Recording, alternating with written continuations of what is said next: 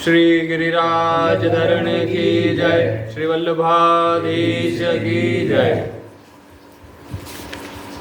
तो 7वां श्लोक चल रहा है, विशेष बात प्रारंभ करनी है। चलिए, तो विशेष बात में को जो है 2 भागों में बताया गया है। सबसे पहला, मनुष्य भूल से शरीर, स्त्री, पुत्र, धन, मकान, मान, बड़ाई आदि नाशवान वस्तुओं को अपनी और अपने लिए मानकर दुखी होता है ना। अब इस बारे में हम कई बार बात कर चुके हैं, फिर से इसे क्या दोहराना। हम जो है, मनुष्य जो है, इसने संसार से अपना संबंध जोड़ लिया, सीधी सी बात है ना। जमीन, मकान, पैसा, रिश्तेदार, सभी से, और इसी के कारण वो दुखी है। क्योंकि अगर आसक्ति आपकी होगी तो दुख आपको भोगना ही पड़ेगा। अगर संबंध विच्छेद, क्योंकि वास्तविक शांति जो है वो वैराग्य में है, त्याग में है। भगवान भी कहते हैं त्यागात शांति अनंतरा। तो त्याग में है, वैराग्य में है। जितनी आसक्तियां हमारी होगी या जितनी आसक्ति बढ़ती जाएगी उतना ही दुख भोगते जाए। आगे, इससे भी नीची बात यह है कि इस सामग्री के भोग और संग्रह को लेकर वह अपने को बड़ा मानने लगता है।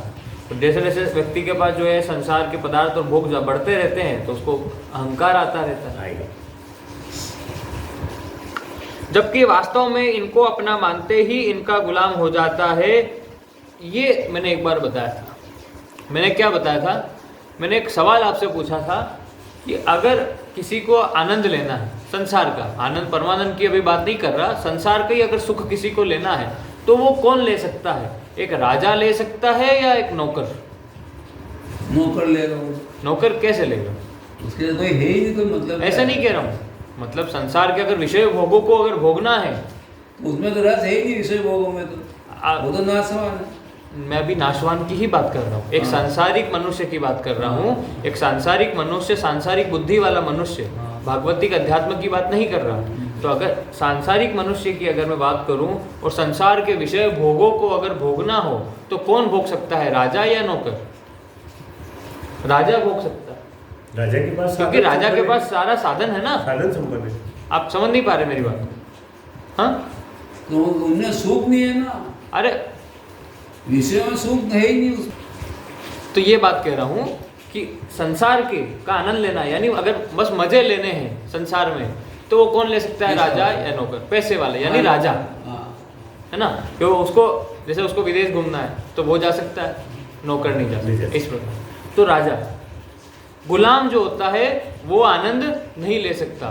तो फिर आप बताइए, आपने लोगों से ये कहते हुए सुना होगा कि जो मेरा मन कहता है वो मैं करता हूँ, मैं मन का राजा हूँ, ऐसा कहते हुए सुना है। अब ये दोनों बातें कितनी उल्टी है।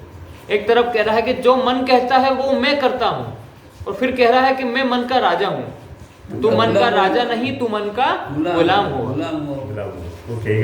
क्योंकि मन जो कह रहा है वो तू कर रहा है, तो मन राजा हुआ या तू मन राजा हुआ? तू मन का गुलाम है, और जो मन का गुलाम है, जो इंद्रियों का गुलाम है। अभी मैंने आपसे प्रश्न पूछा था कि संसार का, वो छूट गया, नाशवान संसार का, अध्यात्म के क्षेत्र की बात नहीं कर रहा। संसार के विषय भोगों को अगर भोगना है तो उसे राजा भोग सकता है या गुलाम? तो राजा भोग सकता है। पर आप तो इंद्रियों के गुलाम हैं, तो आप कैसे भोगेंगे? इंद्रियां आपको भोग रही है।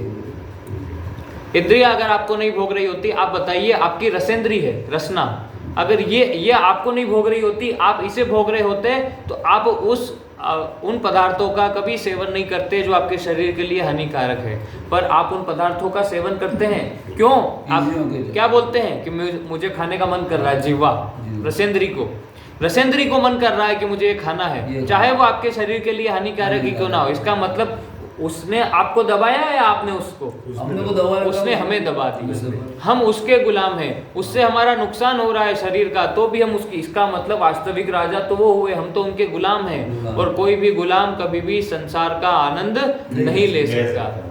इसीलिए अगर इस संसार का भी, अभी भी मैं अध्यात्म के क्षेत्र की बात अभी तक करी नहीं है, अभी नहीं कर रहा हूँ, कोई एक सांसारिक मनुष्य भी है और उसको भी अगर संसार का अगर वास्तविक आनंद लेना है, संसार का भी यानी कि पैसों का, विषय भोगों का भी अगर वास्तविक आनंद लेना है, उसके लिए भी उसे जितेंद्रिय होना पड़ेगा ही पड़ेगा। जितेंद्रिय का मतलब अपनी इंद्रियों को विजय अपनी इंद्रियों को वश में जो व्यक्ति कर लेता है, अपनी इंद्रियों को अपना गुलाम बना लेता है, वो इस संसार का वास्तविक आनंद भोग सकता है। वो नहीं भोग सकता जो इंद्रियों का गुलाम है। उसको तो इंद्रियां और कमजोर करती जा रही है, बीमार करती जा रही है। क्यों? क्योंकि अपनी मर्जी का काम करवाती जा रही है, ना कि उसकी मर्जी का। ऐसा तो ये बात हो रही थी कि गुलाम जो होता है वो वास्तविक आनंद नहीं ले सकता। चलिए अब आगे बढ़ते हैं,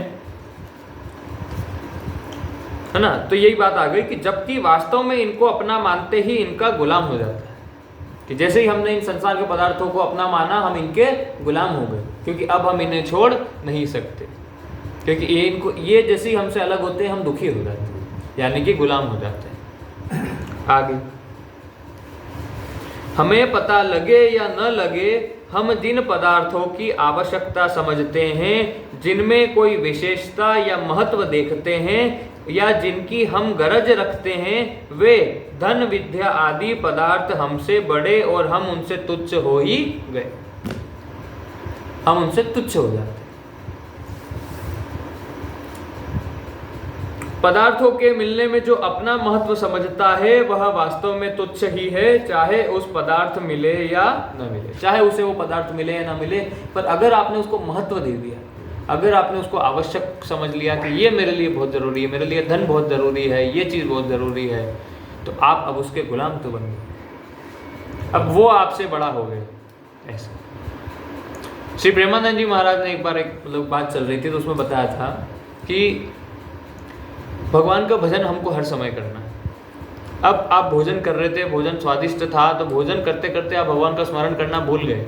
तो आप एक बात बताइए कि इसका मतलब आपके लिए ज़्यादा महत्व किसका रहा, भगवान का या भोजन का? तो अब जब आपके लिए भगवान से भी ज़्यादा महत्व भोजन का है, तो कैसे भगवत प्राप्ति हो जाए? बताइए। आप कह रहे हैं ना हर समय मैं भगवान का स्मरण करूंगा, 4 घंटे कर लेता हूँ, 5 घंटे कर लेता हूँ। आप तो चाहे 10 घंटे कर लीजिए, पर आपके लिए तो भगवान का महत्व इतना भी नहीं कि एक समय का भोजन आपके लिए उससे ज़्यादा महत्वपूर्ण हो गए, भगवान से ज़्यादा। तो आप कैसे उनको प्राप्त कर लेंगे? उनको प्राप्त करने के लिए तो इतनी उत्कट लालसा होनी चाहिए कि बस अब प्रभु के सिवाय और कुछ नहीं, तो प्राप्त उसी क्षण व्यक्ति प्राप्त कर लेता है। पर हम तो इतने नीचे हैं अभी कि एक समय का भोजन भी हमको भगवान से ज़्यादा महत्वपूर्ण लगता है। या हम कोई भी ऐसा काम कर रहे हैं जिसमें हम भगवान को भूल गए, इसका मतलब हमने महत्व भगवान को ना दे। हाँ, मतलब महत्व हम भगवान से ज़्यादा उसको दे रहे हैं, और अगर आप उसको दे रहे हो तो फिर कैसे ही आपको प्राप्त? ये बात है। अब आप 5 घंटा करिए भजन, आप 6 घंटा करिए, उसका फल तो मिलेगा, पुण्य भी मिलेगा, भगवत प्राप्ति में आगे भी बढ़ेंगे अध्यात्म, क्योंकि वो पीछे नहीं जाता। मिल जाएगा। हाँ, 10 बार भगवान का नाम लिया है तो अगला जन्म 11वें से ही प्रारंभ होता है, ये तो हुए। पर भगवत प्राप्ति उस जन्म में तो इस प्रकार से नहीं होगी, क्योंकि महत्व तो आप भगवान को दे ही नहीं रहे। मतलब भगवान का महत्व आपके लिए इतना नीचे है कि एक समय इसके भोजन से भी नीचे, उस भोजन, वो जो पूरी पकवान आपको जो दिखाई दे रही है उससे भी ज्यादा। आगे, भगवान का दास होने पर भगवान कहते हैं, मैं तो हूँ भक्तन का दास, भगत मेरे मुकुटमणि। भगवान कहते हैं मैं तो हूँ भक्तन का दास, भगत मेरे मुकुटमणि। परंतु जिनके हम दास बने हुए हैं वे धन आदि जड़ पदार्थ कभी नहीं कहते, लोभी मेरे मुकुटमणि, वो नहीं कहते। वे तो केवल हमें अपना दास ही बनाते हैं। वास्तव में भगवान को अपना जानकर उनके शरण हो जाने से ही मनुष्य बड़ा बनता है, ऊंचा उठता है। इतना ही नहीं, भगवान ऐसे भक्त को अपने से भी बड़ा मान लेते हैं और कहते हैं, अहम भक्त पराधीनो हास्वतंत्र इव द्विज, साधुर्भिग्रस्त हृदयो भक्तेर भक्त जनप्रिय। श्रीमद् भागवत का श्लोक। हे द्विज, मैं भक्तों के पराधीन हूं, है ना, यानी मैं भक्तों के वश में हूं, मैं भक्तों के पराधीन हूं, स्वतंत्र नहीं। भक्त जन मेरे को अत्यंत प्यारे हैं, मेरे हृदय पर उनका पूर्ण अधिकार है। कोई भी सांसारिक व्यक्ति पदार्थ क्या हमें इतनी बड़ाई दे सकता है? क्या आपको कोई इतना बड़ा कर सकता है कि तीनों लोकों की रचना करने वाला, संपूर्ण ब्रह्मांड की रचना करने वाले प्रभु वो भी हमारे अधीन हो जाते हैं, भक्त के अधीन हो जाते हैं। तो अब इससे बड़ा पद आपको और क्या मिल सकता है, आप बताइए। जब देश का प्रधानमंत्री ये कह दे कि मैं तो इनसे छोटा हूं, तो उस व्यक्ति का पद कितना बड़ा है। और हम लोग एक विधायक को देखकर भी साथ में फोटो खिंचाने के लिए दौड़ने लगते हैं, अरे एक फोटो खिंचवा लो, विधायक साहब है। अब आप विधायक के साथ फोटो खिंचवाने के लिए पीछे पड़े हुए हैं और वहाँ प्रधानमंत्री कहता है कि मैं तो इस व्यक्ति से भी छोटा हूँ, ये इतने बड़े हैं समर्पण, तो उस व्यक्ति का पद कितना बड़ा हुआ। इस प्रकार चलिए, यह जीव परमात्मा का अंश होते हुए भी प्रकृति के अंश शरीर आदि को अपना मानकर स्वयं अपना अपमान करता है और अपने को नीचे गिराता है। अगर मनुष्य इन शरीर, जैसे वही अभी कल परसों एक शेर का उदाहरण आया था कि शेर अगर बकरियों के झुंड में, भेड़ों के झुंड में रह जाए तो अपने आप को भेड़ समझ लेता है, पर देखा जाए तो उससे शेर का अपमान ही तो है कि कहाँ शेर की स्थिति इतना बलवान और अपने आप को भेड़ मान रहा है, तो वो तो उसके लिए कितनी अपमानजनक बात हुई। उसी प्रकार से हम परमात्मा का अंश होते हुए भी अपने आप को बस 3.5 हाथ का शरीर मानते हैं, आपको भूल गए, बाद वो शेर ही भूल गया, मैं शेर हूँ, वो समझ गए, तो अपन ही अपन भूल गए, अपन ये समझ रहे मैं हूँ जी। ये हमारे लिए कितनी अपमानजनक बात है। ऐसा कह रहा हूँ कि परमात्मा का अंश यानी हम सत्य हैं और हमने अपने आप को असत्य मान लिया है। शेर होते हुए भी अपने आप को भेड़ मान लिया, इतना कमजोर मान लिया, इतने बलवान होते हुए भी, तो ये तो अपमानजनक बात ही तो हुई। वही बात यहाँ पर कह रहे हैं कि यह जीव परमात्मा का अंश होते हुए भी प्रकृति के अंश शरीर आदि को अपना मानकर स्वयं अपना अपमान करता है और अपने को नीचे गिराता है। अगर मनुष्य इन शरीर, इंद्रियां, मन आदि सांसारिक पदार्थों का दास न बने तो वह भगवान का भी इष्ट हो जाए, भगवान का भी इष्ट हो जाएगा, क्योंकि भगवान कहते हैं जो मुझे भजता है मैं उससे भजता हूं। सुना ही नहीं होगा ये बात। तो जब भगवान श्री कृष्ण महाभारत के समय में अपने शिविर में आराम कर रहे थे, तो सुभद्रा जो उनकी जो बहन है, उन्होंने देखा कि भगवान ध्यान कर रहे हैं, तो उन्होंने पूछा कि सब लोग तो आपका ध्यान करते हैं, पूरा संपूर्ण संसार, सभी ब्रह्मांड के सभी जीव आपका ध्यान कर रहे हैं, आप है ना, आप तो परमात्मा है, तो आप किसका ध्यान कर रहे हैं, आपसे बड़ा और कौन हो सकता है। तो भगवान कहते हैं अभी मैं भीष्म पितामह का ध्यान कर रहा हूँ। बोले ऐसा क्यों? क्योंकि वो अभी मेरा ध्यान कर रहे हैं, मैं वो अपने भक्तों का ध्यान करता हूँ, जो मेरा ध्यान करता है मैं उसका ध्यान, वो मेरा ध्यान कर रहा है।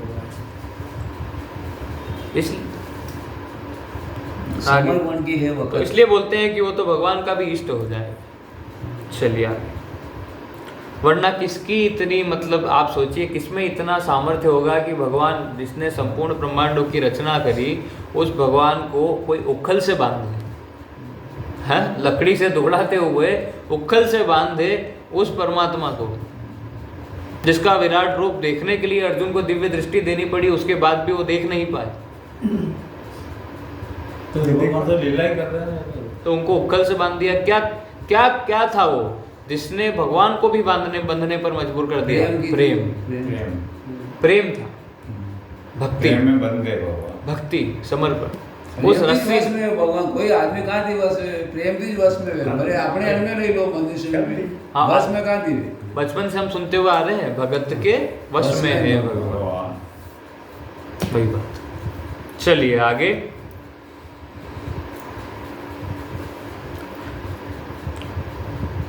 इष्टो असी में दृढ़मति, भगवान कहते हैं जिन्होंने भगवान को प्राप्त कर लिया है उनको भगवान अपना प्रिय कहते हैं, परंतु जिन्होंने भगवान को प्राप्त नहीं किया है किंतु जो भगवान को प्राप्त करना चाहते हैं उन साधकों को तो वे अपना अत्यंत प्रिय कहते हैं। भक्तोस्ति अतीव में प्रिया, ऐसे परम दयालु भगवान को जो साधकों को अत्यंत प्रिय और सिद्ध भक्तों को केवल प्रिय कहते हैं, मनुष्य अपना नहीं मानता, यह उसका कितना प्रमाद है। यही तो प्रमाद है, तीनों गुणों में फंसकर मनुष्य जो है अपने आप को शरीर मान बैठा है। अब दूसरा विशेष बात का पहला भाग हमने पढ़ा, अब दूसरा भाग प्रारंभ करेंगे। संसार का एक छोटा सा अंश शरीर है, शरीर को देखा जाए पूरे संसार में तो छोटा सा अंश है, और परमात्मा का अंश स्वयं जीवात्मा है। भूल यह होती है कि परमात्मा